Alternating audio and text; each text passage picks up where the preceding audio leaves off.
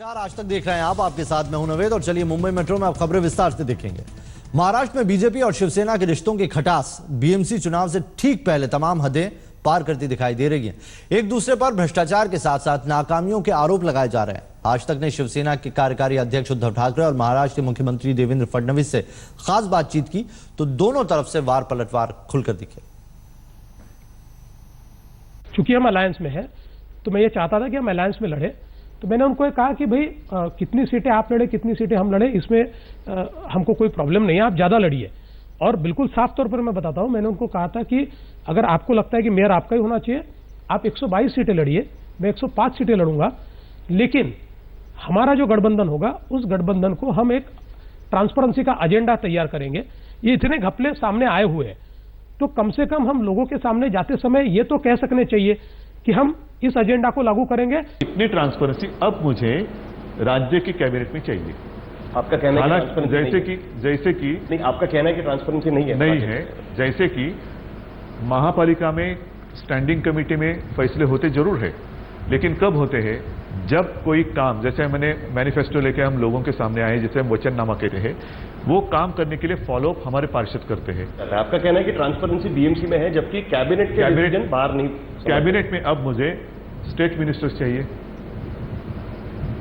Leader of opposition चाहिए, उद्धव जी जब आप ये बात कह रहे हैं, लोकायुक्त चाहिए। आपके मंत्री भी उस कैबिनेट में बैठते हैं, जो फैसला होता है कैबिनेट में उसमें शिवसेना के मंत्री भी बैठते हैं। तो वो ट्रांसपेरेंसी शिवसेना के मंत्री भी ला सकते हैं। तो स्टैंडिंग कमेटी में क्या बीजेपी के कारपोरेटर्स नहीं बैठते? बीजेपी के कारपोरेटर्स नहीं बैठते स्टैंडिंग कमेटी में? कांग्रेस के कारपोरेटर्स नहीं बैठते? एनसीपी के नहीं बैठते? प्रेस नहीं बैठती है? देखिए, जैसे एक भरी हुई थाली में अचार होता है ना, ऐसी हमारी वहां भूमिका है। आचार से ज्यादा नहीं है। मतलब आपको पूछते नहीं है, आपका ये कहना है। महानगर पालिका, मैं आपको बताता हूँ, महानगर पालिका में 2 पद महत्वपूर्ण होते हैं। एक होता है मेयर का पद, दूसरा होता है स्टैंडिंग कमेटी चेयरमैन का पद। ये दोनों पद उनके पास रहे। ठीक। जहां तक स्टैंडिंग कमेटी में ऐसे कई वाकयात मैं आपको दिखा सकता हूं कि हमारे 1-2 लोग हैं, उन्होंने विरोध किया, उन्होंने विरोध करने के बाद उन्होंने कभी कांग्रेस के साथ गठबंधन करके उस प्रस्ताव को पारित किया, कभी एमएनएस के साथ गठबंधन करके प्रस्ताव को पारित किया, कभी राष्ट्रवादी से गठबंधन करके उस प्रस्ताव को पारित किया। तो ये तो बिल्कुल साफ है कि उनका एजेंडा उन्होंने चलाया। जब एजेंडा चलाया तो जिम्मेदारी तो लेनी पड़ेगी। तो उनको बोलो वो लॉन्ड्रिंग में जो धोना है धो डालो, मेरे शिवसैनिक काबिल है आपको जवाब देने के लिए। पहली बात तो यह है, मैं आपको साफ बताता हूं कि मुंबई की महानगर पालिका में पूर्ण बहुमत के साथ भारतीय जनता पार्टी मेयर बनाएगी। ठीक। और जिस इवेंचुअलिटी की बात आप कर रहे हैं उसका भी मैं जवाब आपको दे देता हूं। ठीक। कि हमारे लिए पद महत्व का नहीं है, ट्रांसपेरेंसी का एजेंडा महत्व का है।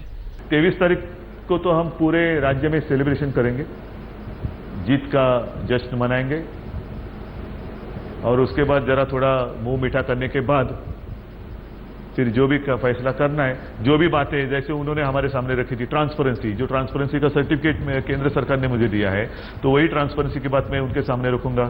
देखिए, हमने तो ये स्पष्ट भूमिका कल भी रखी, आज भी रखी और कल भी रखेंगे। ट्रांसपेरेंसी के एजेंडे पर हमारे दरवाजे खुले, उनको नहीं खोलने तो हमको कोई, देखिए हमारी तो पार्टी बड़ी पार्टी है, हम तो महाराष्ट्र में भी सबसे बड़ी पार्टी के रूप में उभरे, लोकसभा में भी उभरे, विधानसभा में भी उभरे, नगर पालिका में भी उभरे, और अभी आपको मैं बता देता हूं कि महानगर पालिका और जिला पंचायत में भी सबसे बड़ी पार्टी हम ही रहेंगे। आज के बाद जितने चुनाव होंगे मैं युति करूंगा नहीं, मैंने मेरा फैसला किया है।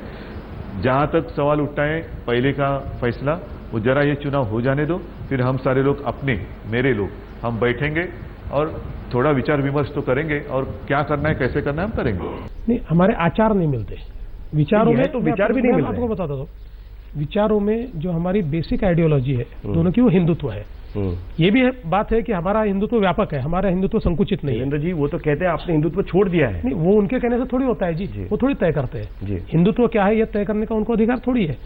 हिंदुत्व क्या है ये तय करने का तो अधिकार हमको है भाई, हिंदुत्ववादी तो हम है, लेकिन हमारा व्यापक हिंदुत्व है, संकुचित नहीं है। हमने हमारे अन्य राज्यों के जितने सारे कार्यकर्ता हैं उनको रोक लगाई थी कि चुनाव मत लड़ो, हिंदू वोटों का बंटवारा हो जाएगा, सरकार किसी और की आ जाएगी, कांग्रेस की सरकार आएगी, और फिर से यही जो चल रहा है वो आगे चलते रहेगा।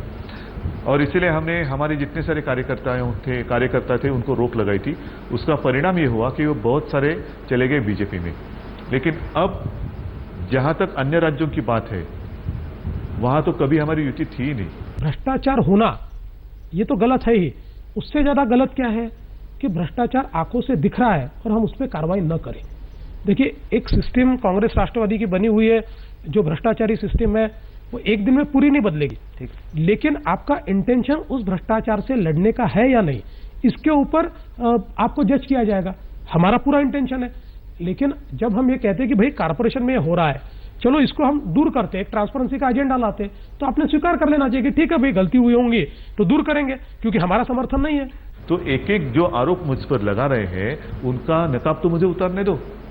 आप बिना मैं कुछ किए, मतलब उनको वो कैसे है, वो अगर मैं आपके सामने लाए बिना उनका सपोर्ट में निकालूं तो आप ही बोलेंगे आपने आपके क्या स्वार्थ के लिए निकाला। कल देश की सबसे ताकतवर और धनी म्युनिसिपल कॉर्पोरेशन का चुनाव है। बीएमसी के साथ ही 9 और म्युनिसिपल कॉर्पोरेशन के लिए भी कल वोट डाले जाएंगे, जिनमें ठाणे, उल्हासनगर, पुणे भी शामिल है। 11 जिला परिषदों के लिए भी कल ही मतदान होगा। कल महाराष्ट्र में करीब 4.25 करोड़ मतदाता अपने मताधिकार का प्रयोग करेंगे।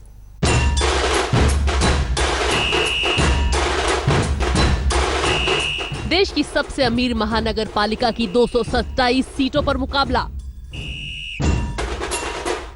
2275 उम्मीदवार हैं मैदान में। कौन पड़ेगा किस पर भारी, 92 लाख वोटर करेंगे फैसला।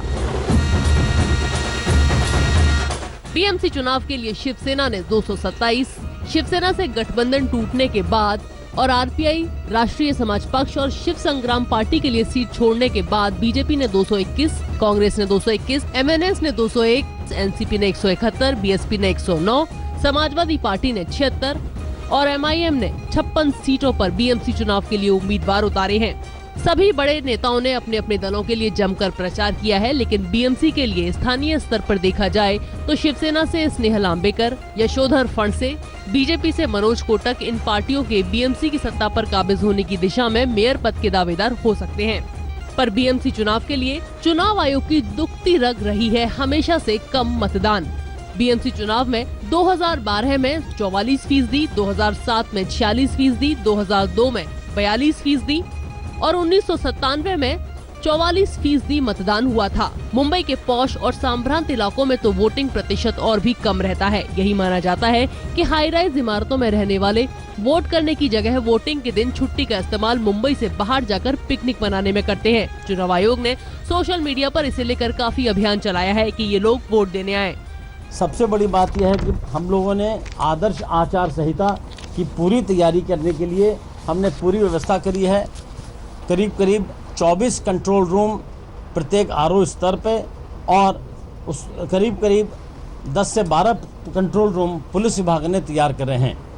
कहीं भी कोई भी घटना होती है, किसी भी मतदार के ऊपर कोई भी दबाव डालने का प्रयत्न करता है, प्रलोभन देने का प्रयत्न करता है, तो यहाँ पे जो आदर्श आचार संहिता के जो केंद्र हैं, जो कंट्रोल रूम है, वहाँ पे तकरार करी जा सकती है। बीएमसी पर ही मुंबई की नागरिक सुविधाओं की जिम्मेदारी है।